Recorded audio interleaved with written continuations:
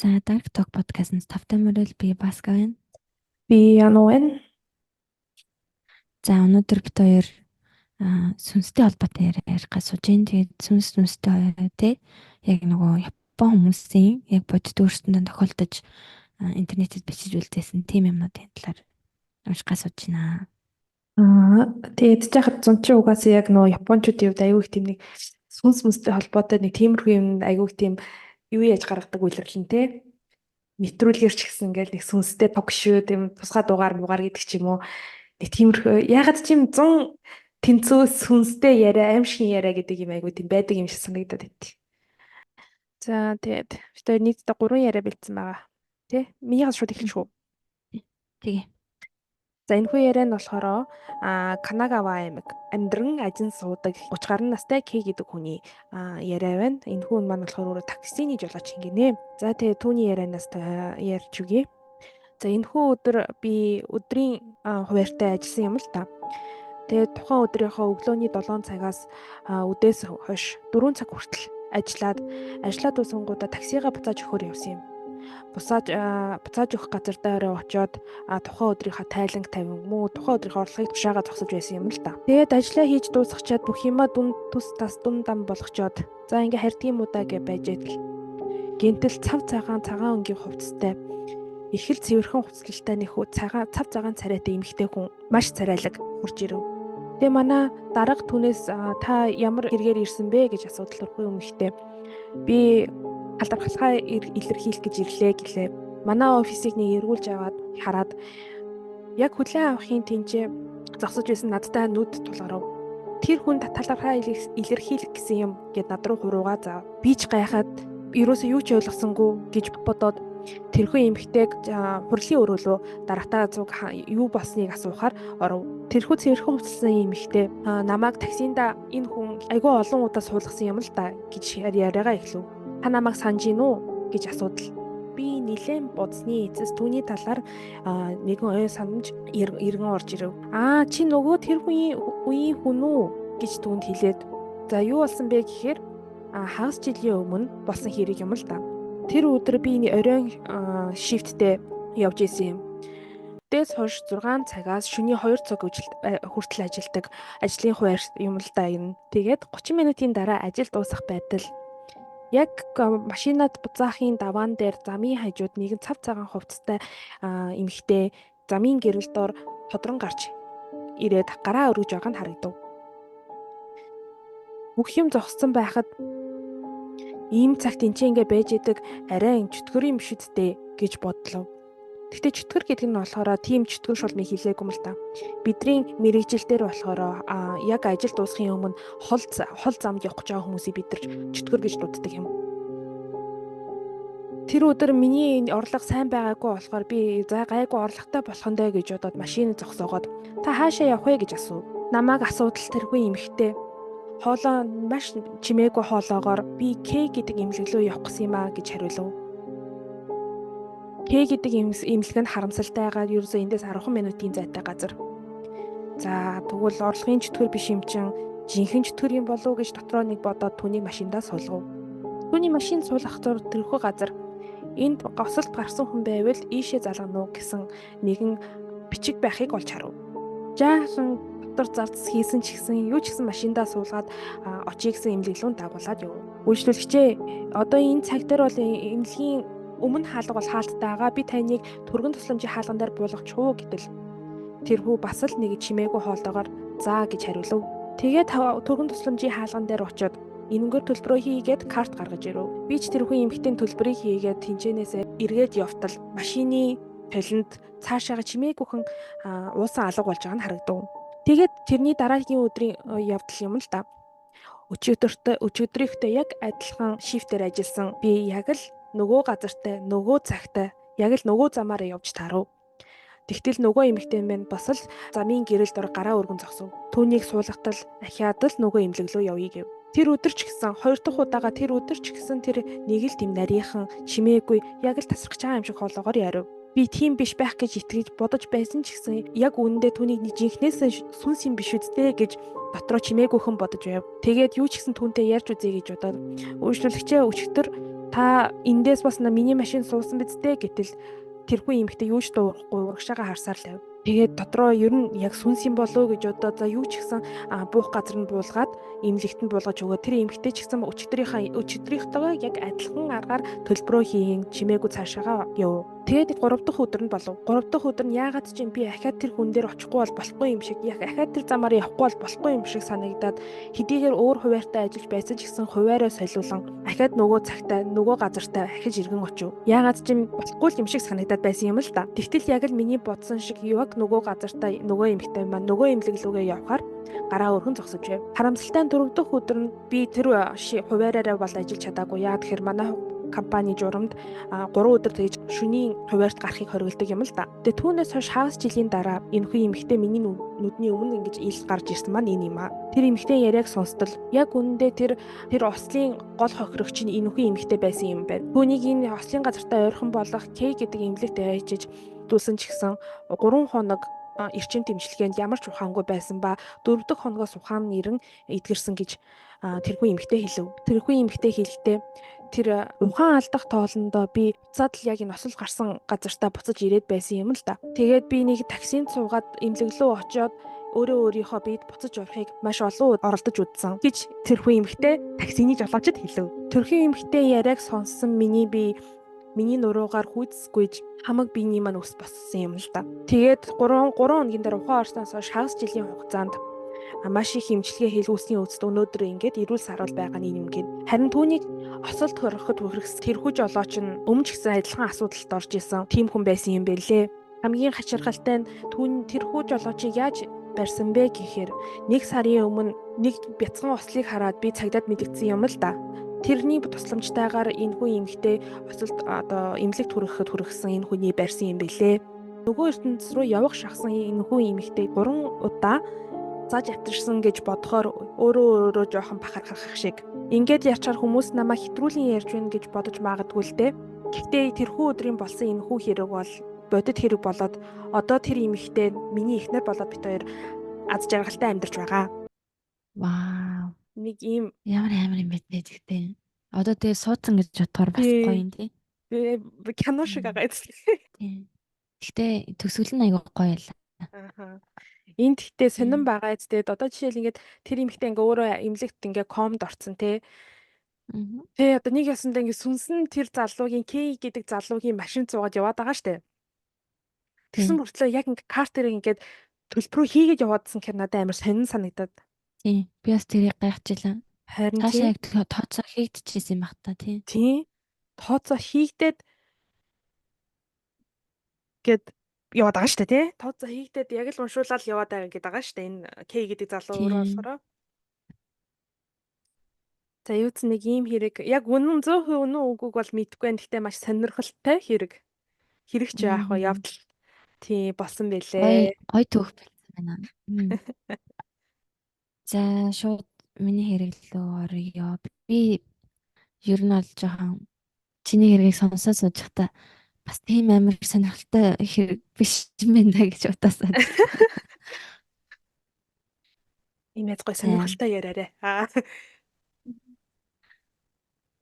За энэ болохоор Эс гэдэг нэртэй 2 хүүхэдтэй нэг эмэгтэй захиа байгаа. За том хүүхэд нь болохоор цэцэрлэгийн ахлах ангийн сурагч. Тэгээ бага хүүхэд нь болохоор одоо 3 настай. Тэгээ бага нь охин. За бид шинээр баригдсан байшин худалдаж авахдаа 2 хүүхдийн өрөөг тусад нь бариулсан боловч өнөөдрийг хүртэл нэг ч удаа ашиглаж байгаагүй. Хүүхдүүд унтаж байхдаа ганцаараа нүлтэхийг хүсээгүй тул хосын унтлагын өрөөнд гудас тасаад гэр бүлээрээ хамтдаа унтдаг байлаа. Тэр өдөр би ердийнх өрөө хүүхдүүдийн хажууд гудсан дээр унтаж байв. Гинэт хаалга онгоох чимээнээр сэрээд толгоогоо өргөөд хаалга руу хартал оройтж ирсэн нөхөр нь зочны өрөөнөөс унтлагын өрөөнд орж ирлээ гэж бодлоо. Гэтэл хаалганы савсраар харахад дүрс жижигхэн байлаа. Коридорын гэрэлтүүлэг дүрсийг артлаас нь гэрэлтүүлж харанхуйд манан мэт бүрсгэр харагдуулж байв. Бодвол охин маань өөрөө угаалгын өрөө орчход буцаж ирсэн юм байх та гэж бодоод миний охин сайн байна штэ наашир гэж хэлээд нүдэн анан толгоогоо дахин дэрэн дээрээ тавив. Өрөөнд жижигхэн сүдэр орж ирэх шиг болж Хүнжлээ үл ялэг өргөд наашир миний охин гэхэд түүний өчүүхэн бие ямар ч хэргэлзээгүйгээр хүнжилд орж ирэв. Би нүдээ үл ялэгний хартал хүүхэд маань яагаад хувцас өмсч өгсөн байдаг вүлээ гэж бодлоо. Түүний өчүүхэн бие нь над руу нуруугаа харуулan хөвтөх бөгөөд хувцас нь халтайсан, үс нь хэрдээ боржиж бөөгнөрсөн байдалтай байгааг хараад бас үснийх нь завсраар шагаах хүзүүн хүртэл хэртэй байлаа. Үнэр нь хуучин тос шиг үнэртэж миний хүүхэд биш байна гэж бодлоо. Миний хүүхэд өнөөдөр усанд орсон бас унтлагын хувцастай байх ёстой.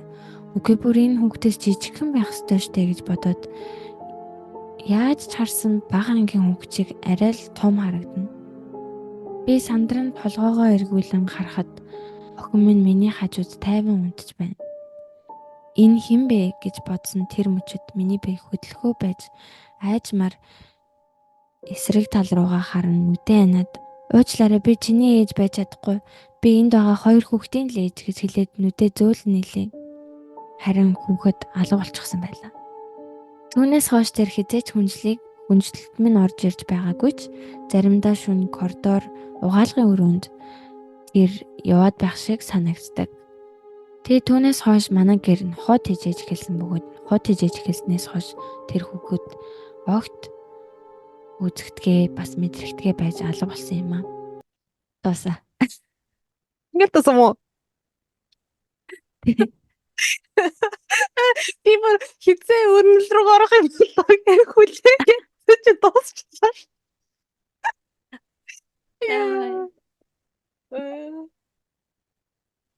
Нэг л хүүхдийн сүнстэй л байрсан байна да тий. Уул нь шинээр байруулж орсон байр.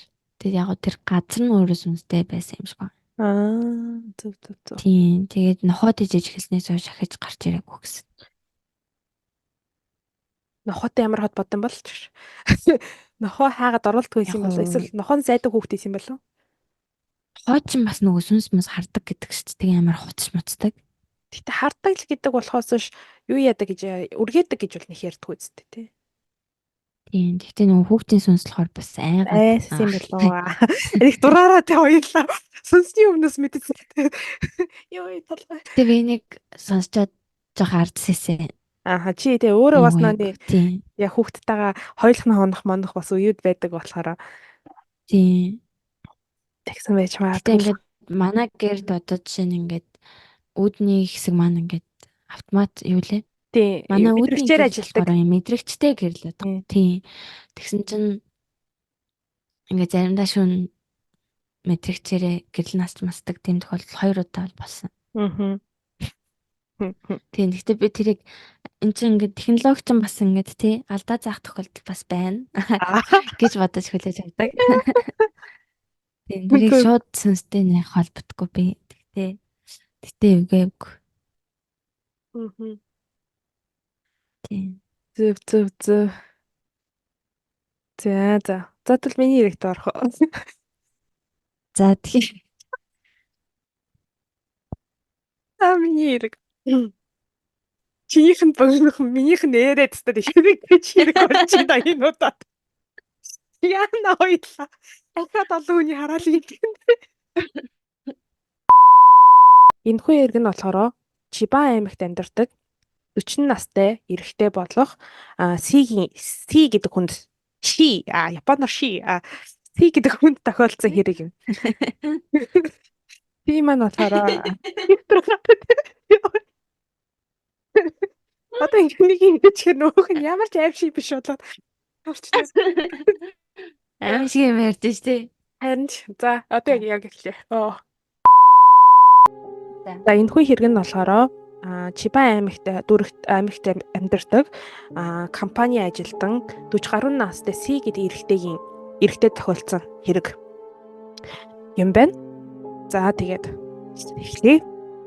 Би залуудаа нилээн серфингээр хичээллэх дуртай. Ер нь хизээ нэгэн цагт заавалчгүй далайн хажууд амьдрна гэж боддог байсан юм л да. Тэгтэл яг корона гэдэг аимшигт зүйл эхэлж манай компани гэсэн гэрээсээ ажилдаг болонгууд болсон юм.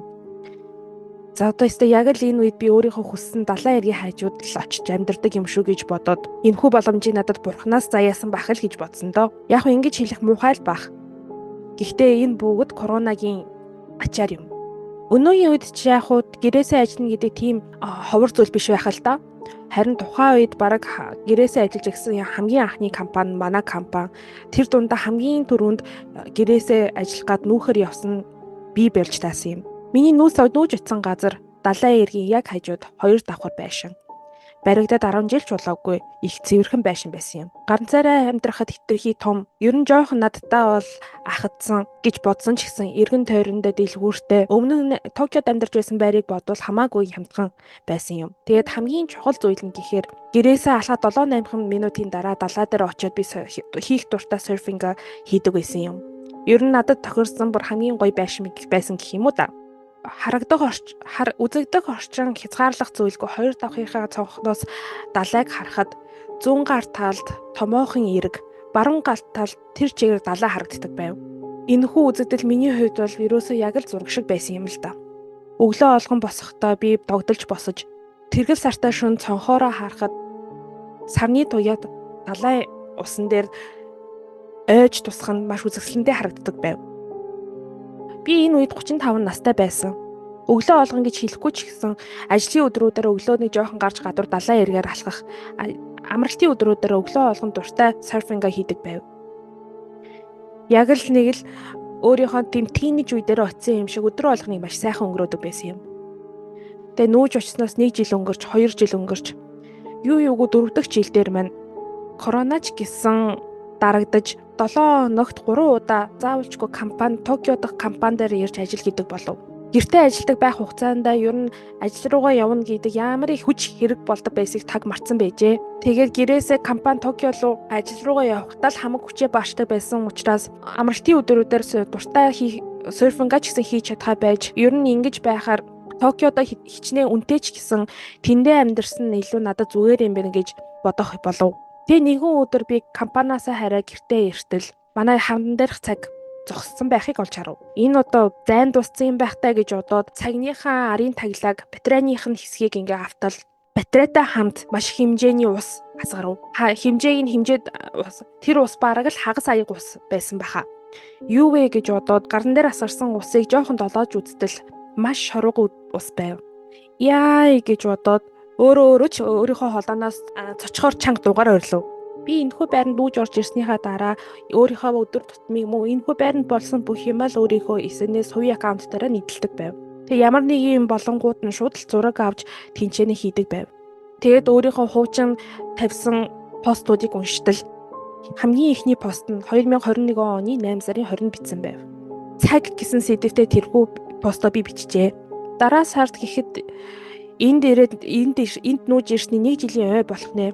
Компаниас буцаад иртэл хан дээр үлгсэн цаг маань зогссон байсан. Батарей дууссан байна гэж таглагийг нээтэл дотроос нь амирыг ус гараад ирэх юм. Далай хажууд амьдрахаар чийг тогтоод ингээд ус тогтцдог юм байх та гэсэн пост оруулсан байв. Харин түүний дараа 2 дахь пост нь 2022 оны 8 сарын 20. Чийг ямар аимшигтэй юм бэ гэсэн гарчигдор. Компаниас ажилласаа буугаад иртэл цаг маань зогссон байна. Таглагийн нээгээд үзтэл маш их ус гараад ирлээ. Амар давстай ус байна. Бусад гэрийн цахилгаан хэрэгслүүд уган зүгээр л байх юм. Хан дээр үлгсэн болохоор энэ ингээд ус тогтцдог юм байх та. Гиснээс өнгөрсөн жил ч гэсэн яг ийм юм болсон юм шиг санагдаад байх юм гэсэн пост оруулсан байхан тэр. Тэрхүү зургийг хараад миний хамаг ус босов. Яасан бэ гэсэн. 2 постн дээр байгаа цагны зураг хоёулаа 12 цаг 37 минутанд зогссон байв. Тэгээд өнөөдөр 2023 оны 8 сарын 20 цаг маань 12 цаг 37 минутанд л зогссон байв. Үүнийг анзаарсан би маш их айдас давтаж за юу ч гэсэн өнөөдөр гэртээ биш өөр газар очиж хонъё гэд найзынхаа гэр рүү явв. Тэрхүү найз маань намайг баг байхаас л хамт энэ нутагт өссөн. Цуг серфинг хийдэг. Ер нь багаас л найзлан найз юм л да. Тэгээд тэрхүү шүн найзтай очиж учрыг ярьтал найз маань цонхноос нь баруун талд нь харагддаг далайн эргийн талаарх яриаг ярьж өгөв.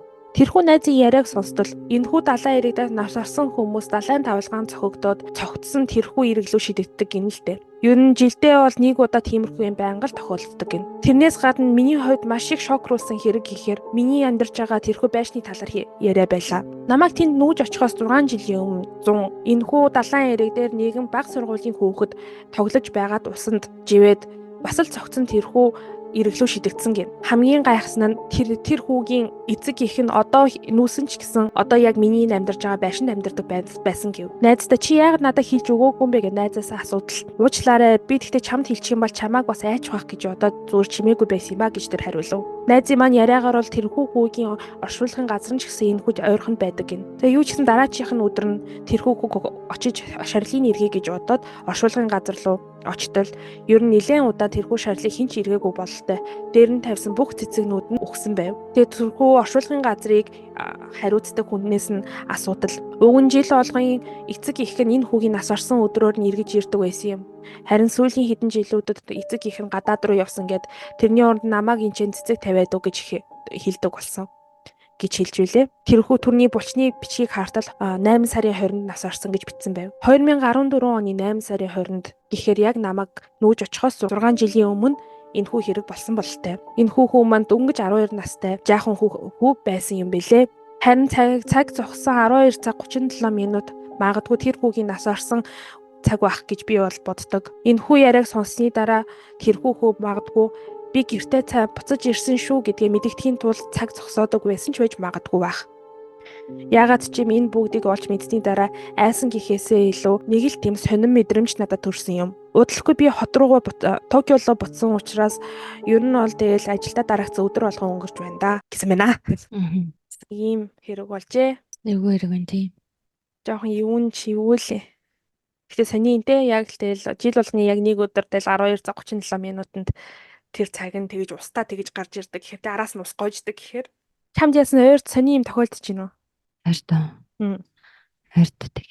Тамах тогсч магшаад. Хонхоо афадлаарээд.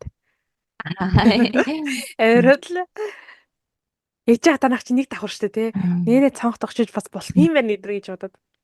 Цонх тогших гэснээр би өмнө бас ярьж ирсэн шүү дээ. Надаа яг тохиолдсон яг бод тийм сүнсний тий одоо туршлага гэх юм уу тий. Тийм бол яг тэр цонх тогшилт.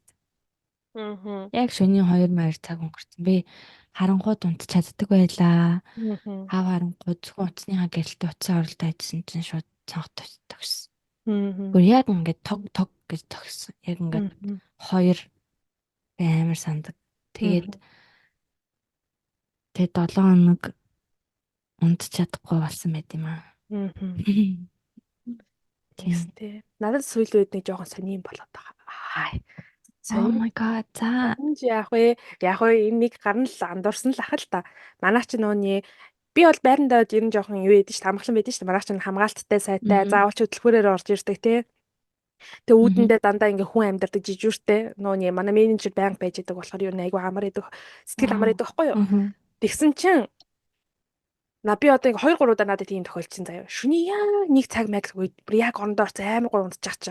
Манай яг энэ орцсон гэх юм уу позицэнд ингээд тог гэл амар гутлын өсгийтэй гутлын ингээ чимээ гараад тэгээ миний хаалгалыг яг төлхөөрөө хийж иргүүлнэ. Амар юу? Би ч мөр ингээд пал гэл явчих байгаа юм чам. Яг унтж байгаа үе тийм гинт яг бол босох стан болов яах стан болов гэл нэг утсаа асааж үзэл гэрэл асааж үзэл хүлээгээл энэ хүн яг яах гэдэг юм болоо гэл хүлээгээл тэгэл тэгжээд л нөгөө чи ингээд төлхөөрөө аваа цаашаа буцаа ингээд яваад өгөө басаал тог тэг яж чад нэм муухай өсгийтэй гутлан өмсхийн тэр нэг хүн амар муухай мэдрэмж тэр амар юугаа ёо тэгэд ингээд хагсаан буцаанд юус ихгүй заяа за ингээд хүн ингээд ажлаа тараад уугаад те согтуу ингээд давхраа андуураад ерөнхийдөө ирж бол ер нь ирсэн л юм байна да. Манай миний өөрийнхөө өрөө гэж бодоод төлхөөрөө хий даан байна да л гэж би бол дотроо бодоод байгаа байхгүй юу. Тэнгүүд ингээд хагсаан бүтцэн дөрөөс идэхгүй заяа. Дандаа ажлын өдрөө. Ажлын өдрөөр ажиллачаад орой ирд юм болов. Үгүй тэгээд ажлын өдөр 7 оны хэдэн өдөр одоо жишээ. 7 хоногт нэг л дээ. Гэхдээ тэр нэг хоорондоо ингээ зайтай нилээ хэдэн сарын зайтай. 7 хоног болов. Юу гэдэг юм уу? Камер байд юм уу танай давхар? Камер байдаг. Тийм манай нөө юуны өмнө байдаг. Цахилгаан шатны урд талд байдаг. Тэгвэл бараг шүүлгсэн зүгээр юм шүү. Харин ойр тэ гайгүй болохоор нь юу ч гэсэн бодвол манай дээд нь манай доод давхарт амьдардаг нэг багийн нахал гэж боддог юм би. Тийм л ах. Тэгээ би нөгөөний заримдаа юу яадаг байхгүй юу? Хаалгаа төвчхийн мартаад Мгм. хаалгаа онгорхон үзчихдэг байхгүй юу? Мгм. Тэгээд бодоод байх нь одоо ингээ онгорхон үед нь төлөвлөрдөд нэрнгээс ороод ирвэл би одоо яана гэж бодоод амар айдаг болцоо одоо. Аа. Амар сайн төвчж байгаа одоо бол. Би манай нөхөр бит хоёр чинь ингээд айгу ойрхон нүүсэн байхгүй юу? Ааха. Хууч амьдарч исэн байр яг нэг хэдхэн минутын зайтай. Ааха. Тэгсэн чинь нөгөө нэг байнга тийшээ явсаар гад сурцсан. Ааха. Манай нөхөр яг ажиллаа тараад ирээд яг хуучин байран дээр очиод түлхүүрээ хийгээд түлхүүрцэн гэсэн заяа. Ааха. Тэгээ санаад Яна. тэгээ шууд буцсан гэсэн. Тэгээ Ёо. манай тэр хуучин байранд бүр хүн орцсон байхгүй юу? Ааха. Тэгээ тийм яг тэрүүнэрхүү л юм юм басан байж болсон баг. магадгүй тий. Гэхдээ Тий. тийм нөөний байнга тэгмээр байхгүй. Нэг удаа тэгмээр байхгүй те. Харин тий. Нэг удаа надад амар хангалттай те тэр нь. Тэгэл 2 3 болоод ирэнгүүт ч юм чи тест яг чарга айд юм л шүү дээ. Тийм шүү дээ. Тийм. Чи тэгтээ менежерийн төртөө хэлж үзээгүй тий. Хэлээгүй нэг бүр амар тийм байн болохгүй байгаа болохоор нэг тийм тогтмол болохгүй болохоор хэлээгүй. Тэгэл нэг нь чаваас оройл согтуу эсвэл ядарч ирээл тэгэл ондорсон байх гэж бод. Мгм. Би бол яг үнэхээр сүнс байна уу юу байна харахыг хүсээд камер маамар шүүлэхээс баха. Өө юк. Тэгж өөрийгөө тамлаа зовоо гэж юм. Би бол Японд ер нь ингээд хаалгаа төгсөхгүй унтахад ч ихсэн аюудгүй шүү дээ тий. Ааха. Гэтэ би одоо бол амар төгсөж унтдаг. Яа тэгэхээр хажуу айлаас айгаад. Харин ажил яс амар хан. Хажуу айл жоохон тийм ааштай Ааха. ундардаг ихнэр нөх хоёр юм шиг байна. Ааха. Тийм тэгээд хүүхэд ингээд гүйж мүгээд ингээд чанга дуу гаргаж маргангууд ингээд хан мана зогс мөхөд нэгтсэн. Өөртөө хүүхдэггүй юм байна л да тий. Тийм. Залуу хүмүүс юм уу? Маа байр уул нь ингээд айгуу тийм ерөөсөө тийм хажуу айлын чимээ юм юу ч сонсогддгүй айгуу тийм уул нь бол гайгүй тийм байр. Ааха. Бом байрнууд ч амар сонсогддог шүү дээ. Уул нь Ааха. тийм ерөөсөө биш. Тэгсэн хэрнээ ингээд нөгөө хүүхдийн дуу ингээд нөгөө пат гэл амар гүйж мөх айгуу сонсогддог юм шиг байна. Танаа охины дээд өнгөчл бас лагвал да. Би нэг өдөр сонсоод ээжэл гэж бодсон. Нэг өдөр сонсоод хангалттай байсан надад. Найзан дээр нэг өдөр сонсчих юм бол сарын дараа ахиж нэг өдөр болж ин тээ. Сар дотороос чанга. Нөгөө охиноо усанд оруулахдаа би нөгөө iWatch-д Apple-ийн Watch-д үзмээсэн байхгүй юу? Ааха. Тэгсэн чинь нөгөө Apple Watch чинь ингээд амар чанга чимээ мэмэнд ингээд одоо нөгөө чихэнд чи аюултай гэж юм гарч ирдэг байхгүй юу? Оо за. Тэгсэн чинь нэг усанд оруулжсэн чинь бас нэг тэгж ойрлсон юм аа. Тэгсэн чинь ойрлсон чинь охин ойрлсон чинь яг тэр нь гарч иж байна. Йоо, тэгэхээр одоо хажуу айлч байтугай хаалгаж ханы ч нүтгэл хөтэ хамтаа. Одоо тэг яалтай илаа хүүхдийнхаа тэг амиг болтой шүү дээ. Тэ. Хэрүүлэх хөдөлгөөнтэй генки цоглол байна. Тэ нэг хэл самгүй байж агаад энэ газараас нүүцх юмсан гэж яриад л байж байгаа. Ааха. Зөв. Танаа нөгөө эсрэг талын байрнаас таны байрыг дурандаад байдаг залуу юу болсон? Дурандаад гэх юм уу хараад уц муцаараа зурмөр л авдаг байсан юм шиг л шүү дээ. За дэлгэцэн байхыг бол. Тэгэд юу би ахаа компанид хэлээд энэ чи манай компани байр юм чи. Тэгээ компанид хэлээд гисэн чинь очиод ахаа цаг манай нөөний юу хариуцсан. Нөө дотоод үйл ажиллагаа хариуцсан хүмүүс идэхгүй тэд нар очиод цагдаа магдаа дуудаа. Тэгээ тэрнээс хойш вирус байх айтсан. Харагт одоогийн байдлаар мэдгүй бусад өдрүүдээр яг яаж байгааг мэдгүй л да. Одоохондоо бол би таараагүй л нэ гэж. Гэхдээ нөөний энэ манай урт талын нуу тийм 3 давхар нөөний байрны чинь дээвэр дээр нь түүжээ эзэн штэ. Тэрнтэй ингээ гинж хийцэн байхгүй юу? Тэг ер нь тэр ингээ наашаа ингээ гараад ирэхээр тэр гинжин савлаад ингээ чан ингээ дуурдаг байхгүй юу? Чаг гэд. Тэг ерөөс тийм чимээ бол гарахаа яц. Яа. Ямар гаж амтан мэдэг бол тээ. Тэр мэдгээ тэр нэг чаастаа мэдхгүй ямар гаж амтныг. Яг хэлчих хэр бас хүмүүсийн хараалыг идчих гээд байгаа юм санагдаад. Аха. Момента. Өөр чамд ер нь бид хэдэж яриаггүй тийм аимшигын сүнстэй таарсан тохиолдлууд байна уу? Яна ярьчих уу? За. Тэгээ намайг баг сургуульд хахад манай хамгийн анхд нэг бөөд очиж үзүүлжсэн байхгүй юу? Тэрний Бред бөө гэд тэгээ нэг бөөлж мөөлөл гэсэн. Би тэгтээ тухайн үед яг юу хийлгэжсэн сайн мэдтгүм л та. Тэгээ тэрний дараахан манайх чинь хот руу нүгээд хотод орсон байранд ингээд яг ороод нэг удаагүй лээсэн л да. Тэр үед бас ахаал бөөлүүлж лээсэн. Тэгээд би чи ингээд манай гэрт хамгийн эрт босдгийн ерөөсөө би ээж тараад байдаг байхгүй юу? Хичээлдээ явах гээд өглөө 7 молоогоос ирчээл тэгэл яг ингээд манай ингээд унтлагын өрөө заяо. Миний яг унтж байгаа өрөө тэнчэнээс ингээд гарангууд нэг жорлон тэгээд баруун тийш яга чигээрээ янгууд манай галтугай байдаг байхгүй юу? Тэгэхэд ёо тэр яг өрөөнөөс гараад тэр жорлонгийн урдуур алхаад яг галтгоолоо тэр цухах тэр хэсэг тэр мөч бүр миний бүр амар айцтай байдаг гэсэн. Ягаад тэгэхээр яг тэр яг галтгоо ингээд ямар ч хаалгагүй заяо. Галтгооны яг тэр бүр цаад буланд нь болохоор их сандал тавьсан. Тэр намайг өглөө тэрнгээр харах тоолгонд нэг амар том биетэй эрэгтэй хүн сууж идэг. Тэр хүн бэлдээ заяо. Бүр амар эвгүй. Тэр ингээд одоо тийм нүдний буланд ингээ айсуу нараал хөдлөн гэчээ нүдний буланд ингээ хөдөлдөн штэ те юм хүм тэгэж биш заяо. Би ингээд цухууга толгоогоор харчаад буцаагаад ингээ толгоогоо буцаахад зажаад ахиад толгоогоо цухуулгаа ингээ харахад тэр хүн сууж лээдэг. Бүр ингээд амар бүр тод ингээ сууж яадаг заяо.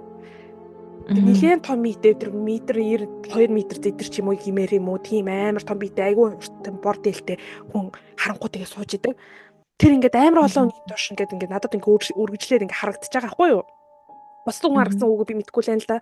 Би тухайн үед тэ айгаад ээжэд хэлээд тэгсэн чи ээж нөгөөний бөөгөөс нь очиж асуусан чи анаа чи нөгөөний манай хамгаалагч тэнгэр танаахыг хамгаалж байгаа маа гэд. Тий. Одоо тэгээ дахиад харагдахгүй ахаа гэд. Тэг үнэхээр харагдаагүй шүү дээ. Тий. Тэг юм чи ингээд нэг юм зургасхан ингээд нэг харагдаад өнгөрүүл ингээд нэг хүн чинь нэг сэжиглэндээ аваа би хийм харчлаа гэ тэ. Тэхгүй тэр ингээд намаа ингээд харчаад буцаад толгоогоо цааш нь яагаад нүдээ баг нуучаад буцаа ингээд харахад тэр ингээд сууж идэг байсан заяа амар эвгүй. Юуц нэг тийм юм байлжсэн. Яа, тийм хамгаалагч сүнс гэж юм байт юм тий. Тэнгэрээрээ манаа тавиуланч гэдэг үйлөө нэг тийм байгаад идэв штэ. Тэгэж мэгсэн юм шүү. Тухайн тэр үйл мүлийн хийчээд.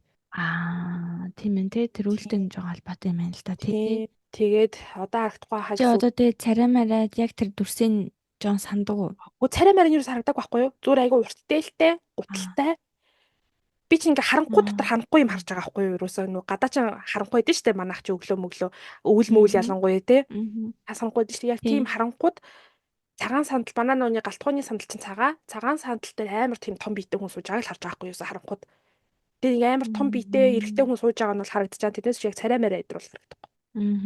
Тэгээ дандаа суухтаа ингээд хоёр гараа ингээ өвдгөн дээр энийг өвдгөн дээр тавиад ингээд нэг Монгол нэг суудлаад нь штэ тийм нэг эрэгтэй хүний суудл тиймэрхүү суудлаар суддаг суудсан байсан. Тэгээ үгүй мэнэ. Японы ингээд нөгөө телевизээс чинь бас ингээд амар юм сүнстэй юмнууд гаргадаг штэ тий. Тэгээ би нэг бас нэг бодит болсон сүнстэй хэрэг гээд ингээ бичлэгүүд үзсэн байхгүй юу тэгсэн чинь тэн дээр ингээд машины доороос ингээ юм гарч ирж мэрдэг нэг тийм амар юмнууд үзсэн заяа. Тэгээ бүр хэдэн өдөр амар айж явж ирсэн шүү дээ. Одоо ингээ бодохоор яаж тийм амар юмыг телевизээр гаргаад ирсэн мэн гэж юм бодод шүү дээ. Японд ихтэй айгүй их гаргаад байна шүү дээ. Тиймэрхүү ялангуяа сайн юмнууд гаргадаг тий.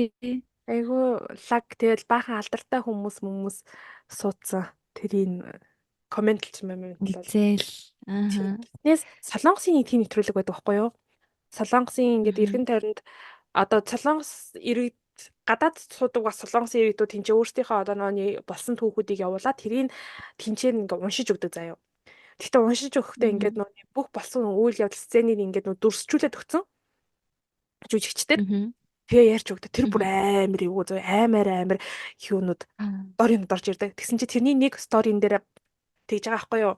Тэр нэг Солонгос тэр нөөний хойд Солонгос руу явуулдаг тийм нэг юу эд юм байл да. Аялал эд юм байл да.